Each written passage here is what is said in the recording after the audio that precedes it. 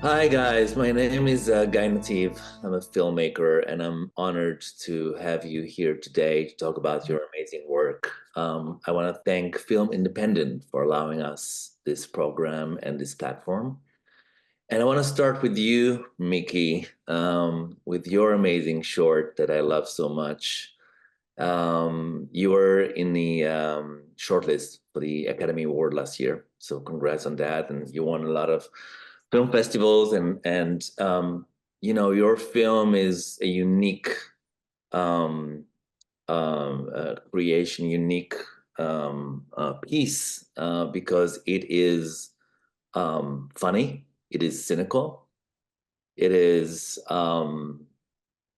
with humor, dealing with a very, very sensitive subject that we all, as Jews, feel these days. So, why do you elaborate about how you even started to think about this piece? And we're living in such strange time, hard time. Anti-Semitism Mm, is part of what we are facing every single day in America and in the world. mm. But Anne Frank gift shop is for me unique creation of art in a modern world that we live in. So please give Yeah, us. thank you.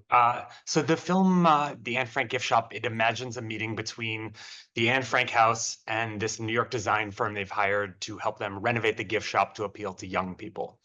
And it really grew out of two things. One, years ago, I went to the Anne Frank house.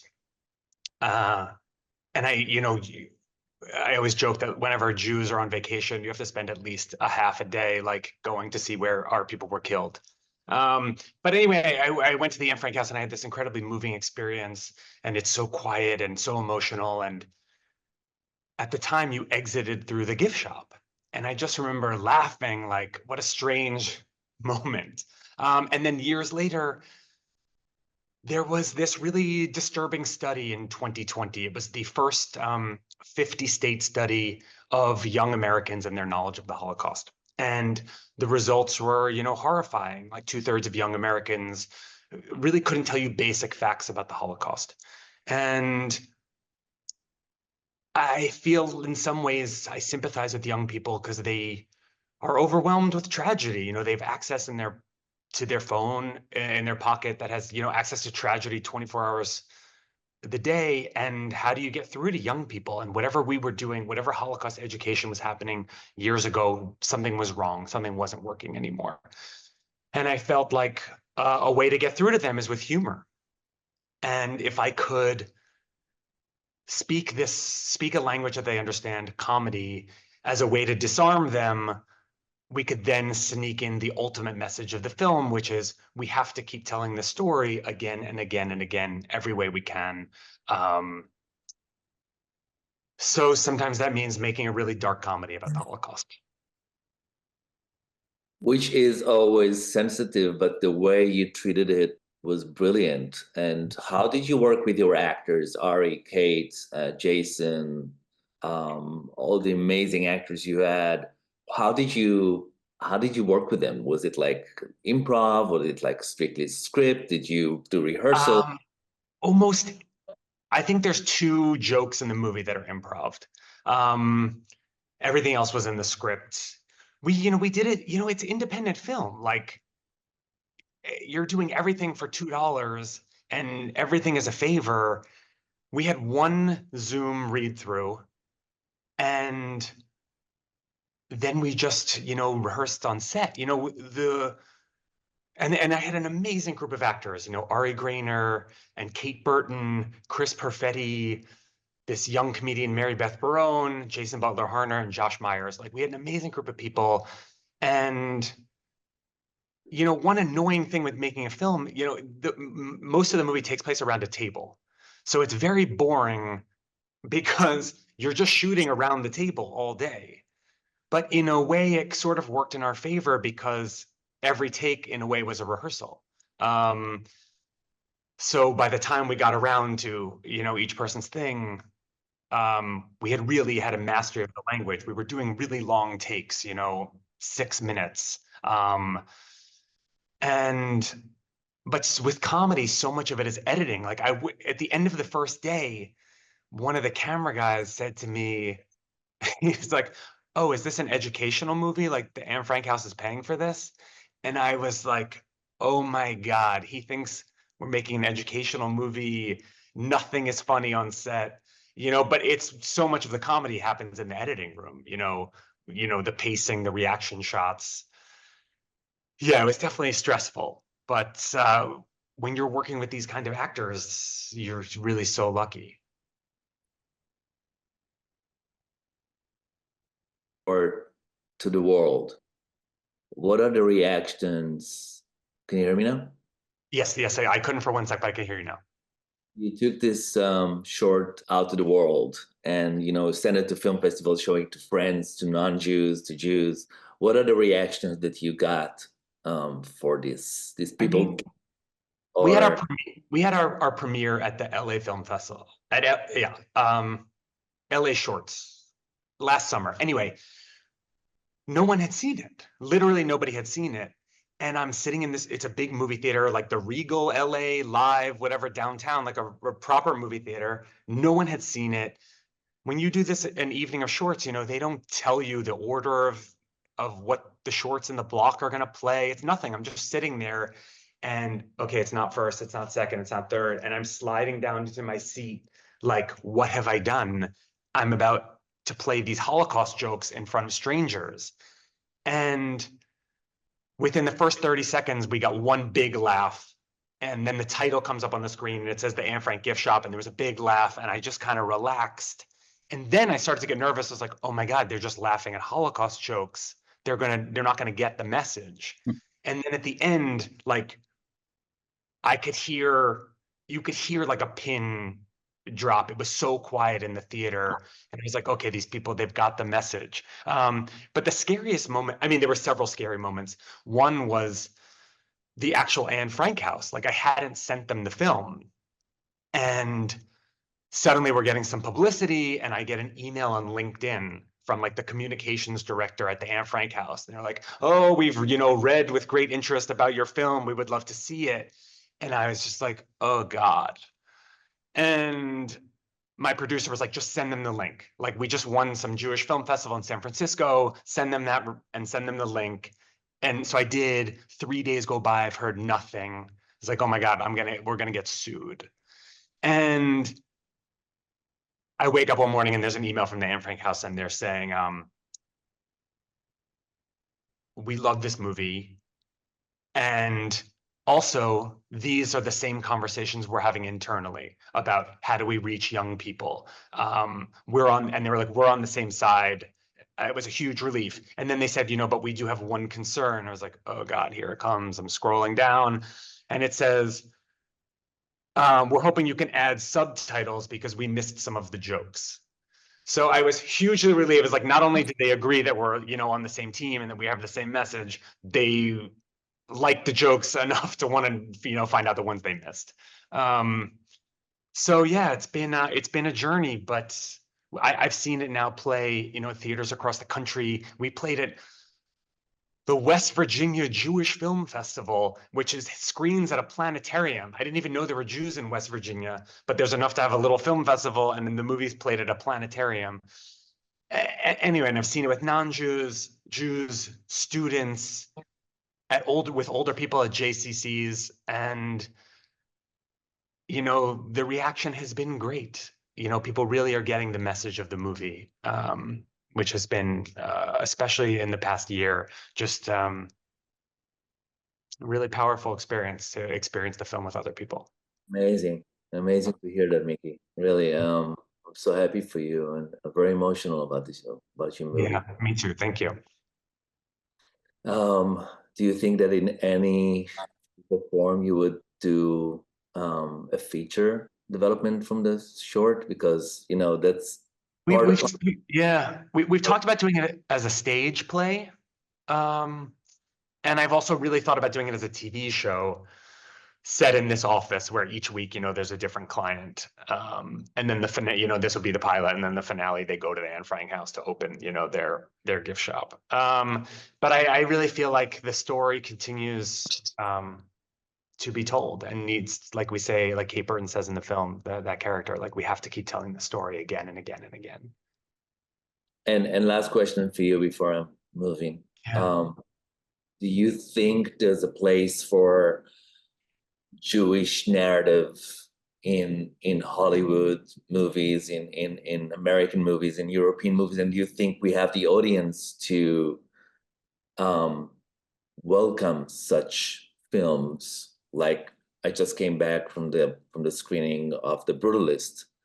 Loved so much and was not shy of dealing with a Jewish character after the Holocaust in such a brilliant way. And I just want to ask you, do you see yourself telling Jewish stories, Jewish narrative, or you say to yourself, okay, I need to because of the situation right now in the world, so much anti-Semitism toward Jews, towards Israelis, because of the Middle East conflict, because of what's going on right now, I need to be, what do you think?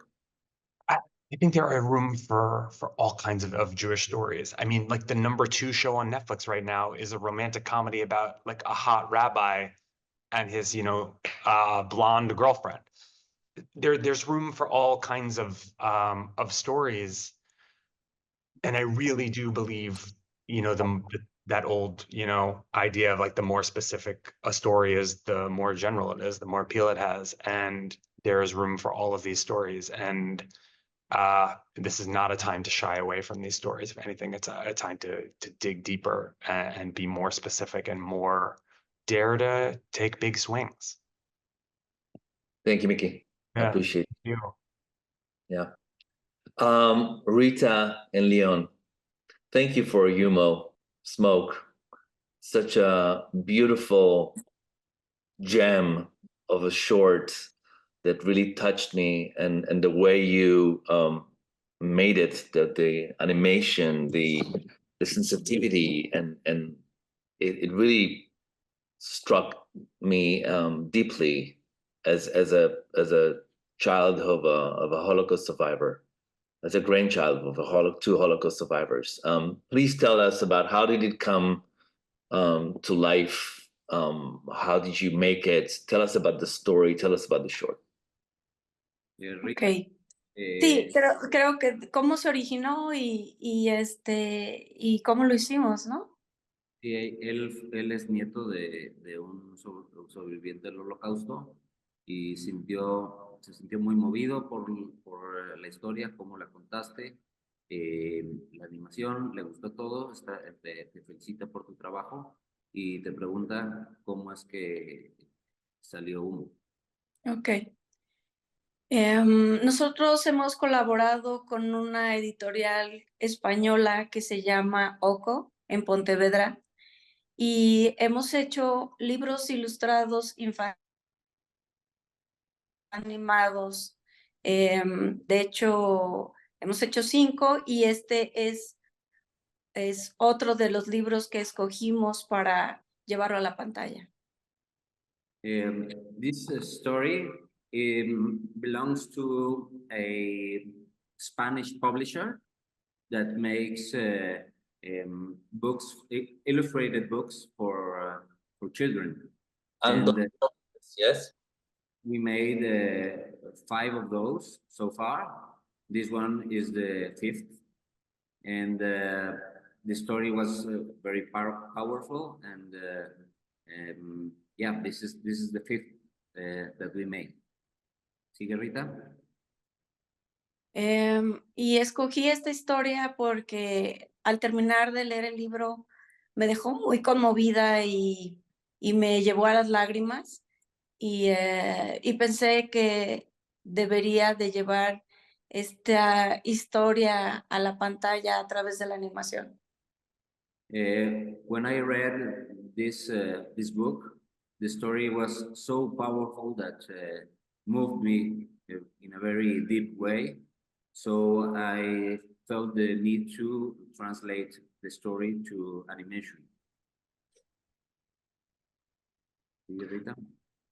Después quería encontrar como la técnica y los materiales que también hablaran por que la narrativa se contara a través de una manera más material y escogí materiales que me acercaran a que fueran tan orgánicos, esa ausencia de color con unas...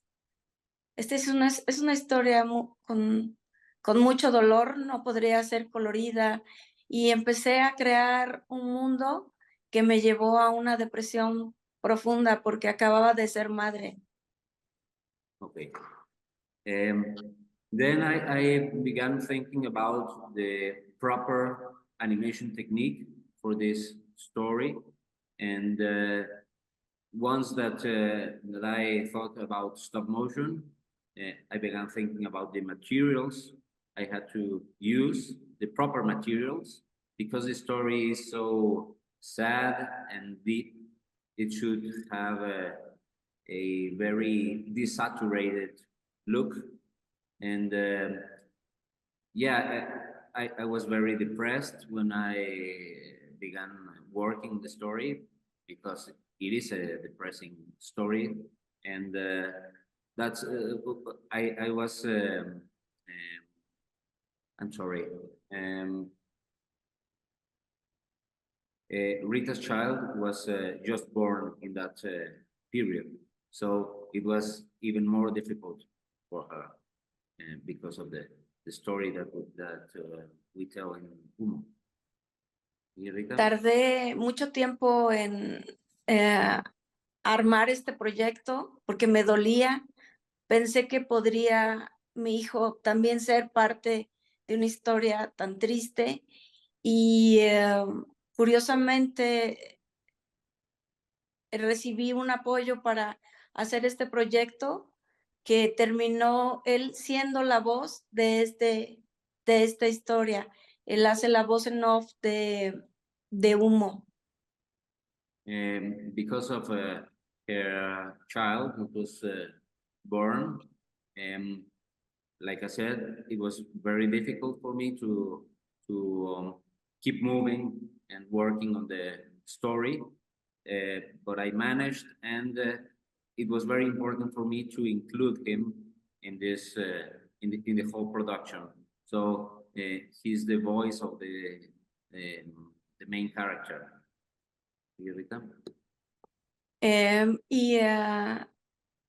Cuando empezamos a hacer el proyecto, el ver todas las imágenes donde me basé para crear, recrear esta historia y buscar en archivos, pues es una tarea sumamente dura, ver los rostros de esos niños y las madres y todas estas personas que fueron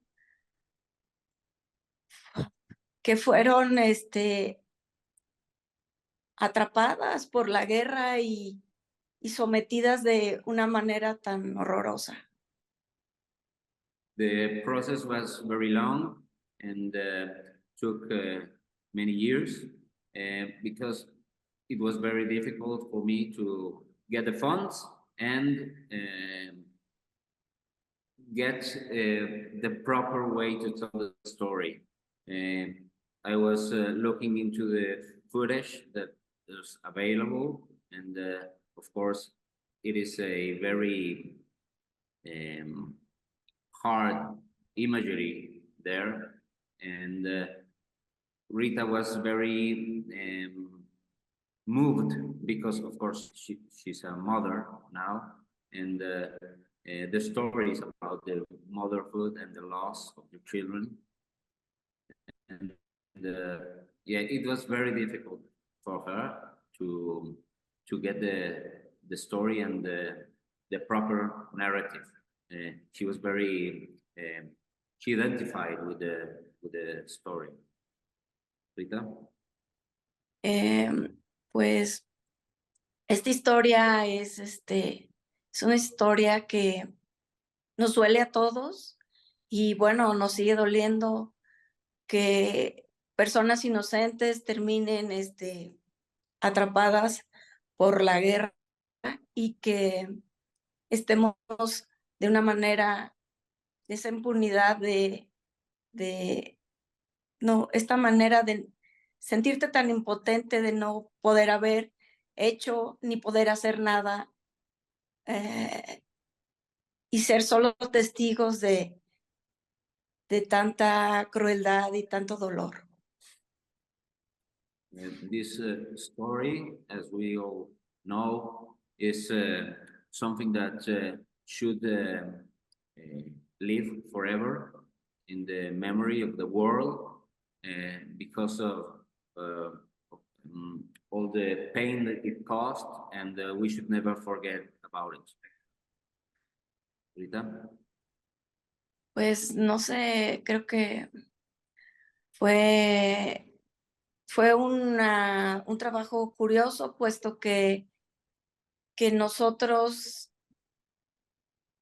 amábamos a estar trabajando en el arte y contando esta historia para que no se repita una vez más. Era como un compromiso que tenemos todas las personas de mandar un mensaje y buscar la paz.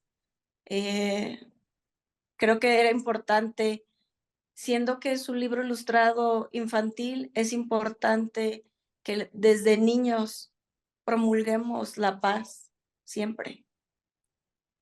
It was kind of weird working in this in the whole process because we love to work with the art and the animation techniques and everything, but the story is so powerful that it was kind of a clash in there.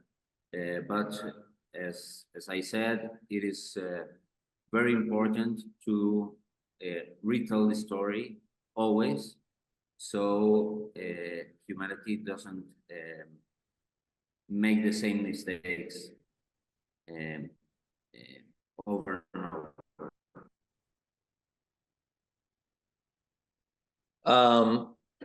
Rita, you obviously a very known filmmaker. You are working with Guillermo del Toro. You were nominated for the Oscars, and you won the Ariel Award. What made you use your voice and make a film about the Holocaust from someone who lives in Mexico, obviously? And did you learn about Primo Levi? Did you, part of your in school, did you learn about the Holocaust? Did you see, what was the narrative that you grew up on that made you tell this specific story? Because it's so rare to see a Mexican filmmaker telling a story about the Holocaust, which is beautiful. Rita, eres, perdón, ¿te traduzco? Bueno, ¿por qué cómo recibir la información del Holocausto? ¿Cómo yo puedo, porque tengo una voz que es muy raro que en México hable de una historia como esta? ¿Y cómo recibí esta información? Desde la escuela, ¿no? Ok. Pues mi madre mi madre es una excelente historiadora. Me hablaba siempre, siempre se hablaba en la mesa de historia, pero historia mundial, o sea, y en la escuela, pues sí hay como en las clases de historia te dan una noción, pero creo que a través de muchas películas que llegué a ver y ver las imágenes, creo que hablan más que 1000 palabras, todo de lo que me ha alimentado para tratar de entender la historia del Holocausto, fue la que me motivó para tomar una historia así, además de ser un libro en español, donde yo obtuve la historia de Humo y los derechos. Creo que es una iniciativa también de la editorial española que es algo que nos debe de importar a cualquier persona. No importa ni tu color, ni tu religión, ni las etnias. Es una tristeza, que es un dolor tan grande que se suscite. Creo que conmueve a cualquiera que tenga alma. Okay. My mother is a history buff, so we always talked about history at the table. And in the school, you can learn here in Mexico about this history tragedies. So I was very interested always in this facet. And she also watched a lot of films about the Holocaust, a very powerful films. And as a filmmaker, this was a very important way to feed with this with the Holocaust story. Speaking about the book is in Spanish and made by a Spanish publisher. But well, I think it is a very important thing for a, let's say, foreigner to talk about this story, because this story should matter to everyone, no matter gender, race, ethnic, whatever. It's matter of whole world, and important to retell it, no matter.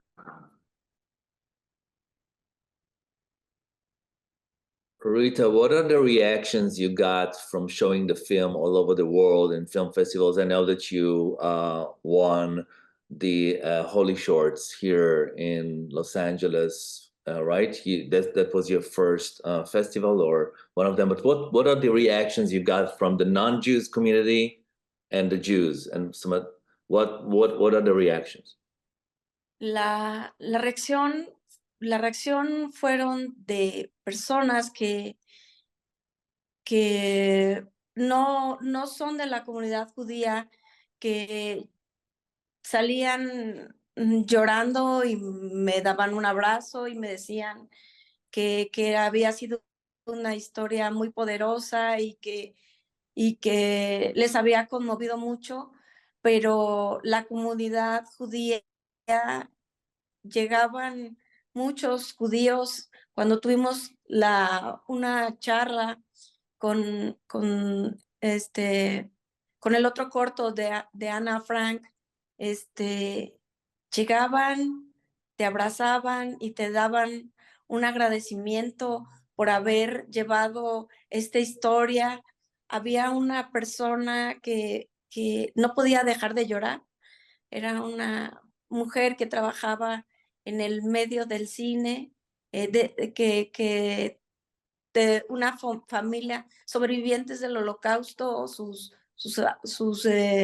abuelos, y que había, ella hacía voces para animación y doblaje, y no podía soltarme, me abrazó muy fuerte y lloraba conmigo y yo lloraba con ella, porque revives una historia una y otra vez, y creo que cambian los lugares y los nombres, pero las historias siguen siendo las mismas.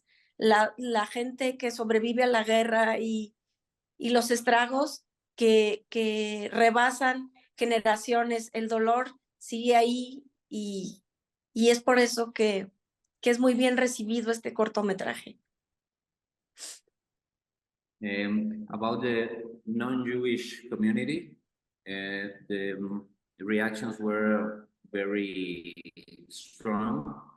They liked the short film, and they came out of the theater crying, very moved by the story. And it was the same for the Jewish community. I remember a moment with a Jewish woman. She worked in the film industry, dubbing voices for animation films, and she couldn't stop crying. She was her grandparents were survivors, and she couldn't stop. And I was very moved with her, and because the pain and of these stories can't really go away. Thank you. Last questions for you, Leon and Rita. Can you talk a little bit more about your visual approach of film? Why did you settle on this style and technique? You know, kind of a less is more, and the lines that are a symbol of the loss of freedom and the whole technique. Can you elaborate about the symbolism of it? León, estamos hablando de los símbolos que hay con la técnica y los materiales. Pregunta, ¿cómo es que llegaste a elegir los materiales con esta filosofía de menos es más? Sí, en general, el que elabores un poquito cómo es que llegaste a este look visual que se hace. Also, there are lines everywhere in the short, the bars on the uniform, the barbed wire. Exacto. Sí. So talk about it a little bit. En realidad, pensé que las barras o las líneas verticales que aprisionaban en todo momento, desde los uniformes, los barrotes, era como una prisión, además de ser física, psicológica, de sentirse atrapado. Todo el corto está lleno de líneas tales como las alambres de púas, las columnas que sostienen las barracas. De hecho, no hay un escenarios, toda la arquitectura es casi basada en algunos elementos como vigas, como la prisión es totalmente psicológica, puesto que es la iluminación la que te da esta sensación arquitectónica de esta luz sombría, de este dolor. Y si quieres me paro aquí, porque si no vamos a perder la idea, ¿no, León? Yeah, about the bars you were mentioning, I thought it was very important to play with these elements, horizontal elements and vertical elements, because the prison should be visible in a way all the time. It was not just a physical prison, but also an imprisonment of the mind, very psychological. Rita? Y escogí las acuarelas deslavadas como para simbolizar esta ausencia de color, esta ausencia de alegría, esta ausencia que solamente había, el color transmitía esa tristeza, que es monocromático, y además que me inspiré en los grabados de un artista que habla de la guerra que conocí cuando estudié artes plásticas, Katy Colvis. Conocí su obra y es una cosa tan extraña ver lo sublime que puede ser una obra de arte en un tema tan horrible. Cómo puede haber, cómo una obra te puede atrapar de tal manera que es insoportable el mensaje, pero la imagen y la forma en cómo abordan el tema a nivel gráfico, son grabados súper poderosos. Tal vez él conoce la obra de Katy Colvis. Okay. I chose to work with washed watercolor because it seems to me that it was a nice way to portray this absence of joy, always almost in a monochromatic way that fit the story very well. I also remembered the work of Katy Colvis. She's a very important artist that I came in touch with her work when I was at school years ago, and she shocked me because she managed to create these works of art, always about a terrible subject. It was a very fierce and strong, sad subject in her work, but using the artistic tools to enhance this theme she was working with in a very beautiful way and fitting the subject. So that was important for me to use the artistic tools to fit the narrative I was using. Rita? Y también usé mucho el carboncillo porque la combustión es el humo, es quemar algo, y las cenizas que quedan, el carbón que queda, y es un mensaje de que solo quedan cenizas y son trazos muy duros en el rostro, en la ropa, también abordé como un lenguaje más naif, Rita? desproporcionado y asimétrico. Ok, me detengo. ¿Sí? It was important for me to create a link between the materials I was using with the story. I also used charcoal because of the ashes, the ashes that are present in the story, you know, because with the chimney and all that. So I try to include charcoal in a lot of elements in the puppets and yeah, there's this link between materials and story. Rita? Por la analogía, pues, del carbón, que es la vida hecha cenizas, ¿no? Y esa frase, no sé, León, si la puedes traducir tal cual, o sea, la vida convertida en cenizas se vuelve el material que ahora sí que recodifica esta historia, ¿no? No estoy tan seguro de poderlo transmitir de una buena manera. Sí. Trata de ponerlo en una frase menos compleja. Ok. El carboncillo para mí es que tomas algo vivo como un árbol y lo conviertes en cenizas, y cómo vuelves a dar vida creando imágenes a través del carboncillo, las cenizas que alguna vez fueron vida. Okay. Yeah. Talking about the charcoal, it was very important for me because it was a very, let's say, a poetic way to, you know, charcoal is made of a dead tree, but you make it to come to life again, to use it in the puppet. So it's like life to ashes, ashes to life cycle. It was important for me to make this point. Rita?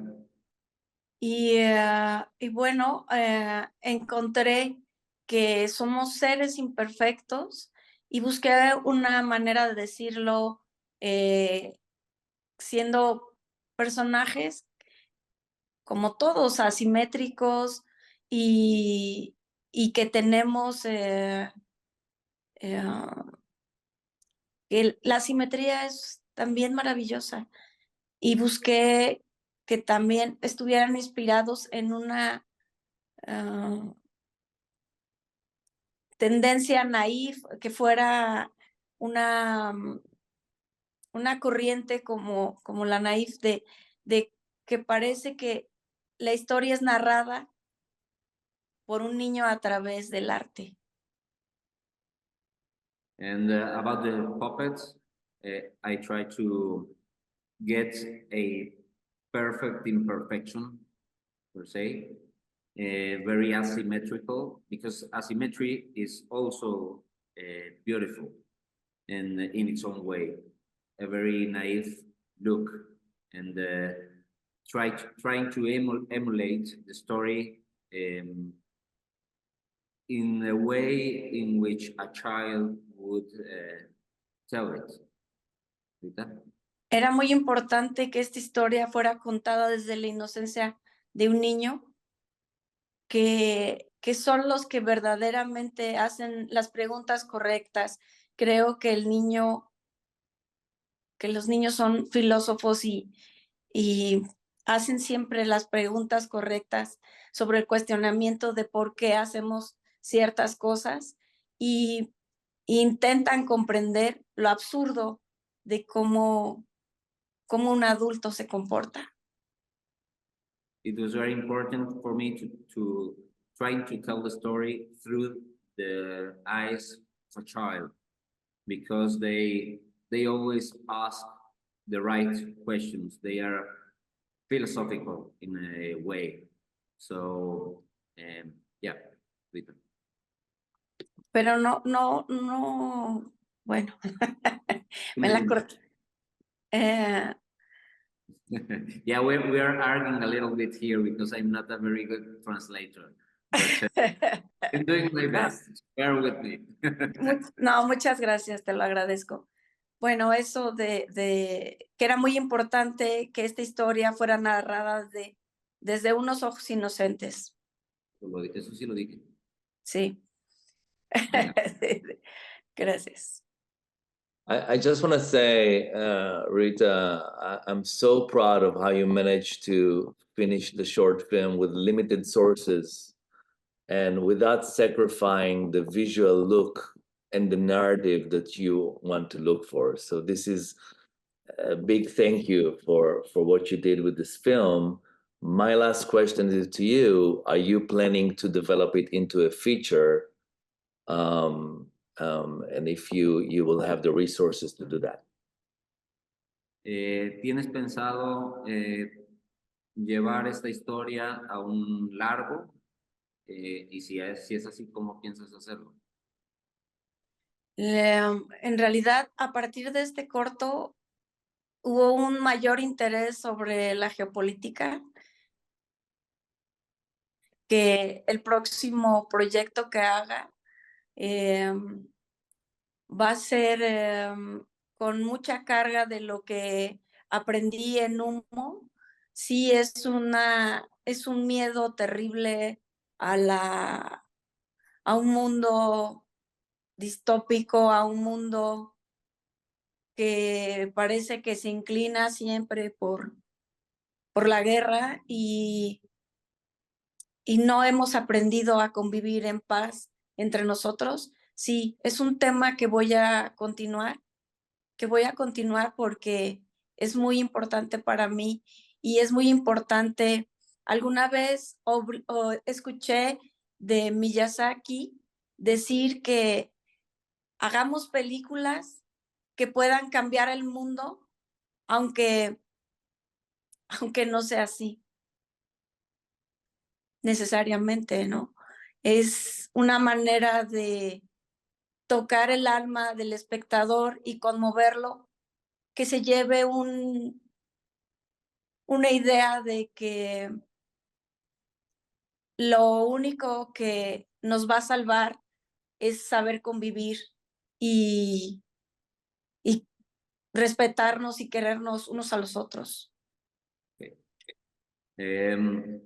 Because of this short film, there have been a lot of interest for my work, and in general, in the world right now, there's a more awareness at a geopolitical level. So that's a positive thing. And yeah, I'm thinking about making a feature film about the theme of the war, because it is very important for me. It seems like humanity forgets about these calamities, and like Miyazaki said one time, it is very important to try to fix the world with our films, even if we can't. And so, and about Rita, this is me speaking. She's a very talented artist here, and the animators in Mexico, we all respect her because of her unique artistic view as a filmmaker and as a painter. She is very talented and very respected, and she has a very particular way of working with animation. And in this work, I was honored to work with her. Y yo me siento también muy contenta que estuvieras conmigo, León. Yeah, and I just wanted to say that and let's she's just very respected here. just indicate that Leo Fernandez, you are also the animator of the movie, so you work Así together. es.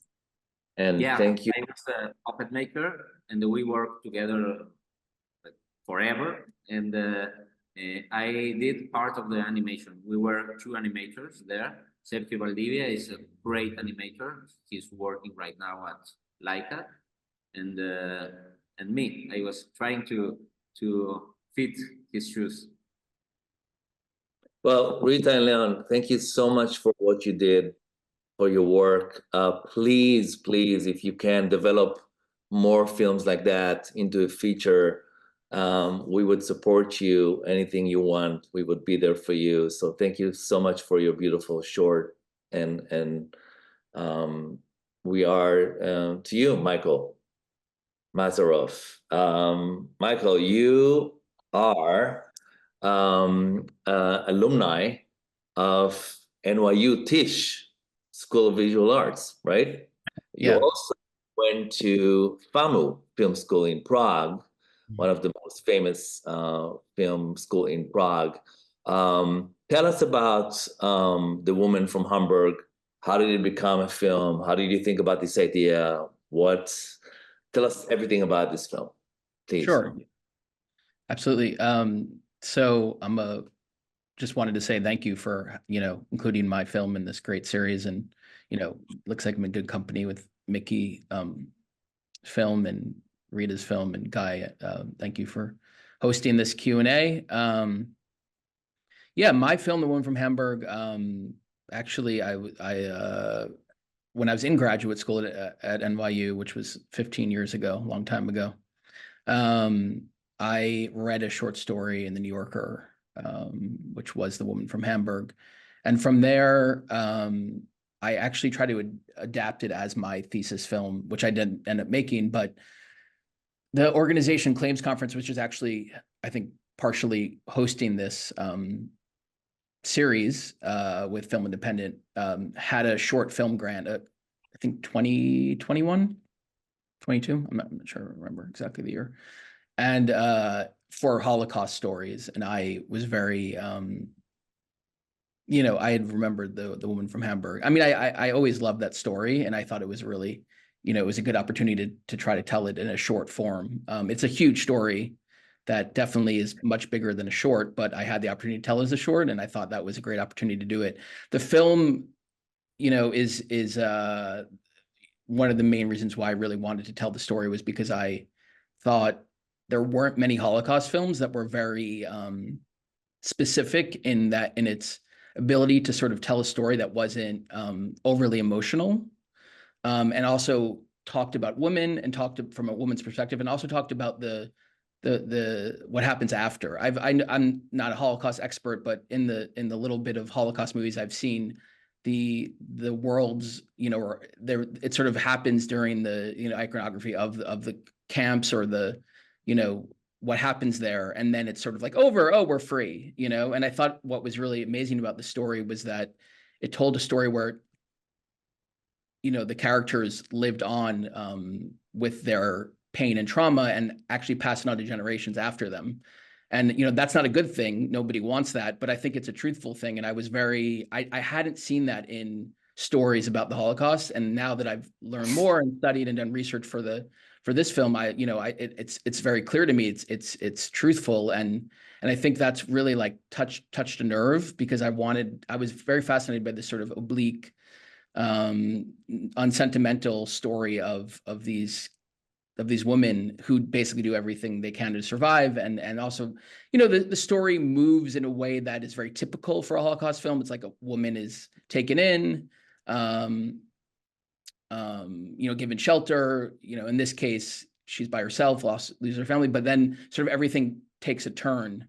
And, you know, I don't know how much to give away from the Q&A, but, you know, she gets pregnant, well, and give everything away, that she gets pregnant, and the woman who's saving her has to fake her pregnancy to save everyone's life. And I was just like, whoa, that's, you know, again, I you know, I'm sure many women unfortunately were raped during the Holocaust, or, you know, taken advantage of, but to be, you know, being helped, but then also getting pregnant, and then the woman who's saving you to save your life too, and literally pretending to be pregnant for 9 months, I thought was like too fascinating. And then the second part of the story, because again, it's a huge short, was that it was the aftermath of all that the daughter is raised by this other, you know, the Polish couple, and eventually sees her real mother, and the aftermath of that. So it was really, you know, for me, again, I was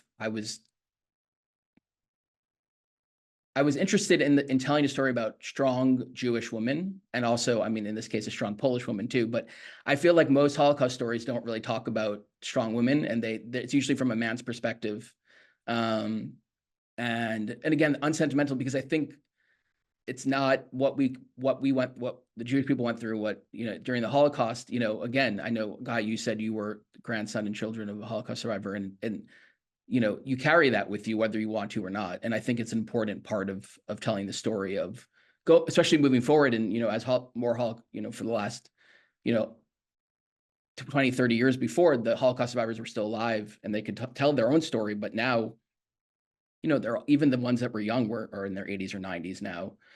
So it's our job, you know, as younger generation, especially not directly, you know, descendant of a Holocaust survivor, but to tell these stories, and because there's no one else who's going to tell them. And so I felt responsibility, but also I felt like this story in itself was so kind of strong in a way that, again, wasn't usual. It's like it subverted a lot of things about Holocaust stories, and I thought that was really fascinating. And I know Mickey had mentioned about the comedy of it. This isn't funny at all, but there was this sense of like, I don't know, like this sort of darkness that, again, I feel like there's always like a redemptive or like kind of sentimental quality about like, oh, I'm being rescued and da-da-da-da-da-da. And I felt like this movie is sort of like very truthful. It's very like blunt. And the women in it are very like, I'm going to do this and I'm going to do that. And not just because I need to survive. And there was no sort of like emotional, there was nothing on top of that. It just was what it was. And I think as human beings, that's sort of who we all are. We're thrown into situations.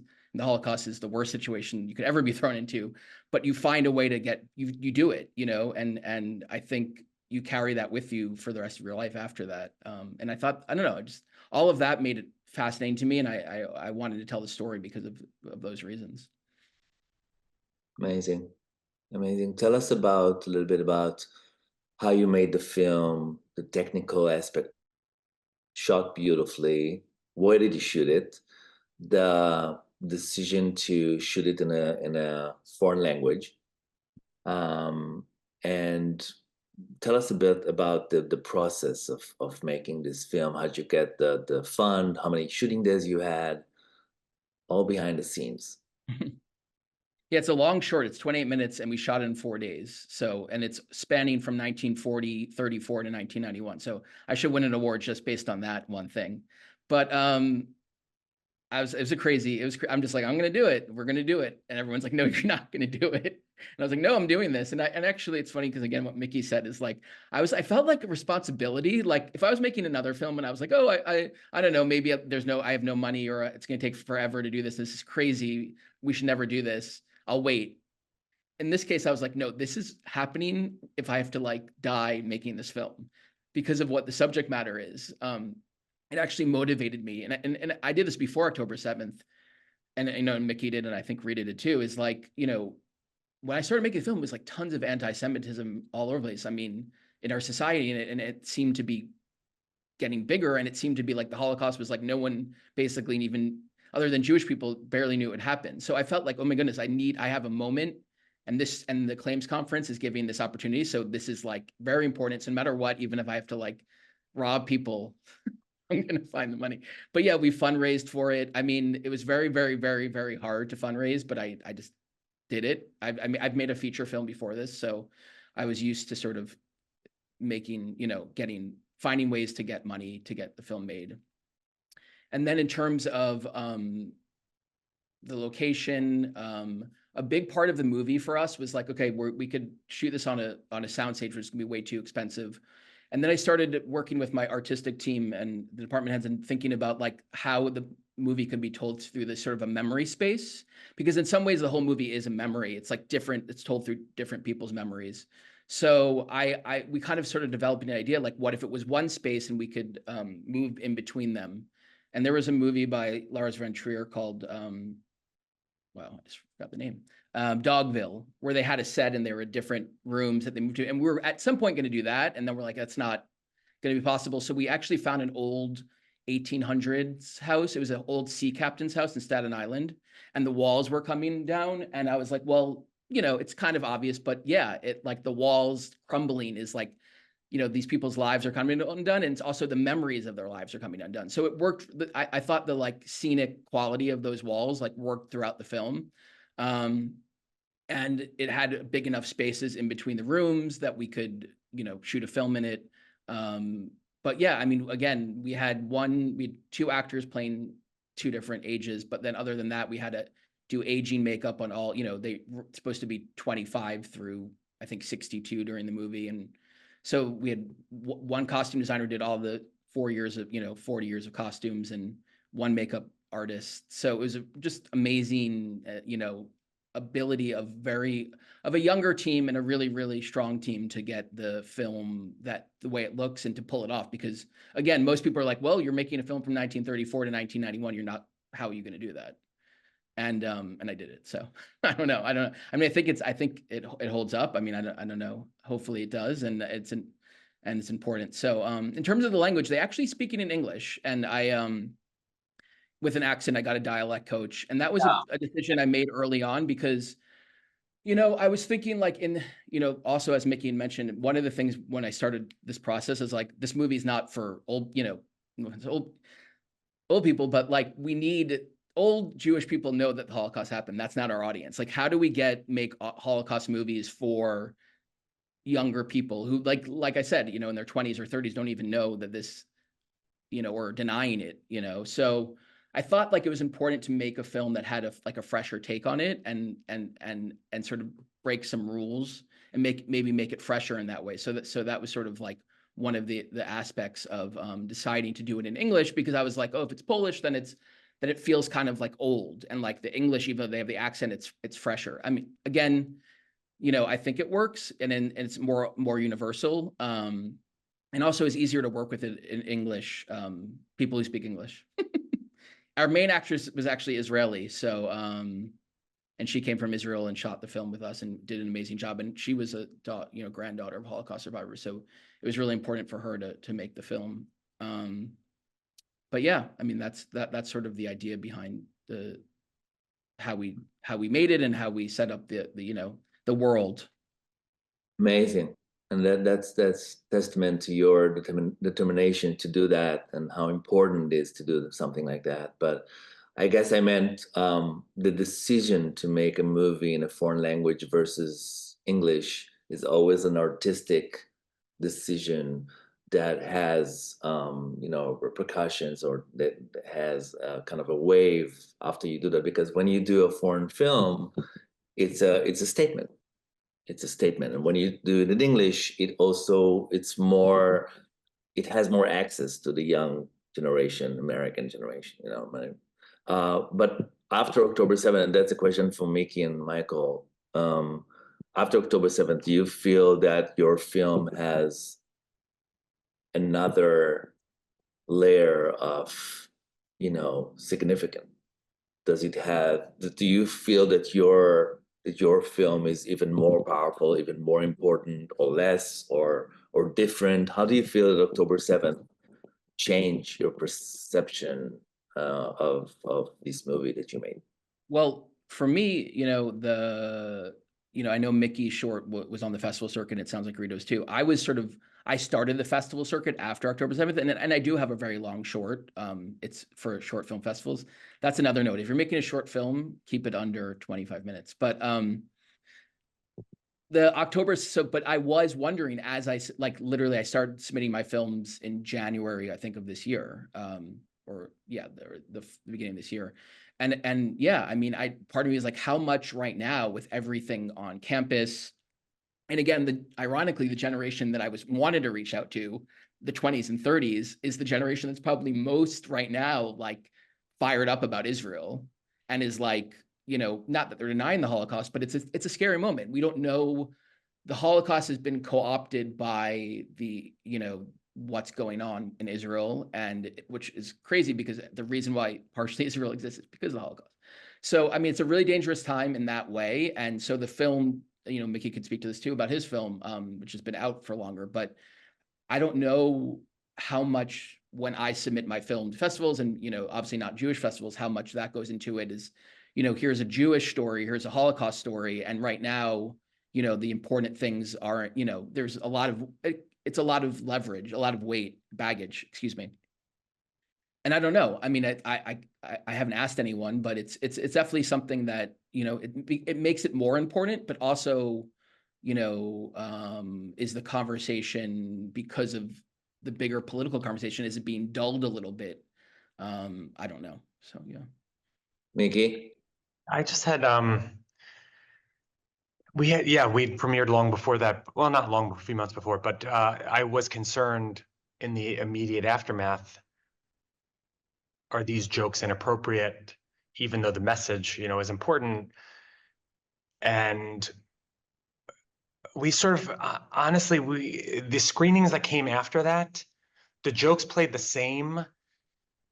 And the unintended interesting thing was the screenings became a chance to grieve together, and became a sort of cathartic experience that I couldn't have anticipated. And the world is just sometimes an awful place. And anything that brings people together in the same room, I think, is beneficial. Thank you. Can you hear me? Am I? Yeah. First of all, thank you for your work. And if you want to say anything else that I didn't mention or ask, please do, about your work, about what you did. Michael? I'm glad, again, honored to be part of this. One of my big things about making a movie about the Holocaust is for people to see it. So I'm very grateful that the film has the opportunity to play in, for a month with these other great films, and get the audience, that hopefully is audiences that don't know about the Holocaust and want to learn more, and can be affected. That would be a great thing. But the making this film was an amazing journey, and the film, I'm so proud of the work, and proud of the performances, and proud of the ability to tell this very, very, very big story in a short way, so that, again, the generations, like that guy, like you said, your grandchild, and child, and the, these sort of 2G, 3G generations, which I never even knew about before I made the film. And now I know about it, and I've met people, now I know, and I ask people, and I hope that I can, help them tell their story. That's one of the biggest things. As a Jewish person, one of the things I really wanted to do is how can I play a role in this? And, one last thing, which, just as we're doing a forum here, one important thing for me as a Jewish person is in films that Jews are making, about Jewish experience, often non-Jews are cast as Jews. And I was like, I am making a film where everyone who's Jewish is Jewish. So I literally was like, as I was casting, I was like, I mean, I knew most of the actors beforehand, but it was really important to me, because I do think, especially for stories about the Holocaust, it's important that like the people who were representing who this journey, this redemptive journey or journey through passing on each, as we go through the generations, are part of those generations. So that was important to me, and I think that's an important aspect of the film that I wanted to make sure happened. Oh, sorry. Go ahead. I was just going to say the last thing that I wanted to say is the story is not ancient history. And I like to remind people that at the end of every screening, which is, if Anne Frank was alive today, she would be 2 years younger than Mel Brooks. And he had a show on Hulu 2 years ago. So it's really not ancient history. I just came back from and this is side note, you don't have to put it in the discussion here. I just came back from my girls' school, and there was racial, somebody wrote something against the Black community. I don't know who it was, but there was a summit, kind of the principal called all the parents, and one of the Black parents came up, took the microphone and said, for the Jews, you have the Holocaust and it's all filmed. We don't have that. It's like not filmed. So it's, at least you have something to show your kids or to show people who are racist. You have documentaries, we don't have that. Based on hate and racism all over the country. And I got chills. I mean, because it was so raw and real of every, we are not the same. We're different colors, but we have to live, we must live together, but we have to also educate our kids about different colors and different histories and different stuff. How do you teach someone about the Holocaust, about the Jews, and you're right, it's not that far, it was shot, it was filmed.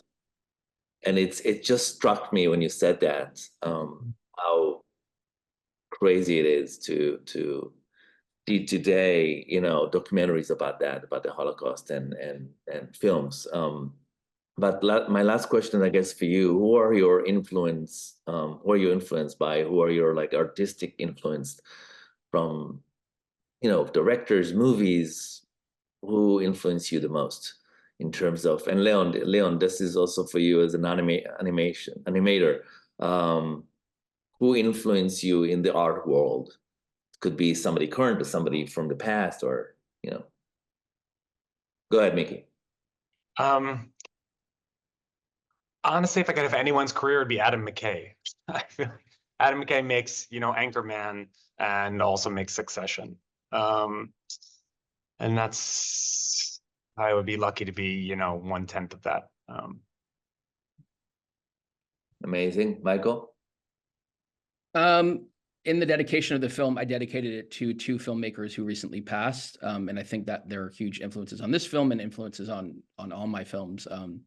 Terence Davies, who is a British filmmaker who passed a year or so ago, made these sort of they're fiction, documentary, personal films about his childhood and about growing up in England. And they're kind of these sort of picture books in a way. And they're brilliant filmmaker, gorgeous films with, very, very intense films as well. And then the other filmmaker, a Jewish woman who I think is one of the world's greatest filmmakers, who took her own life recently, is Chantal Ackerman, whose mother, you know, was a concentration camp survivor, a Holocaust survivor, and made a lot of films about the Holocaust, and her own work, you know, I think was dealing and grappling with that.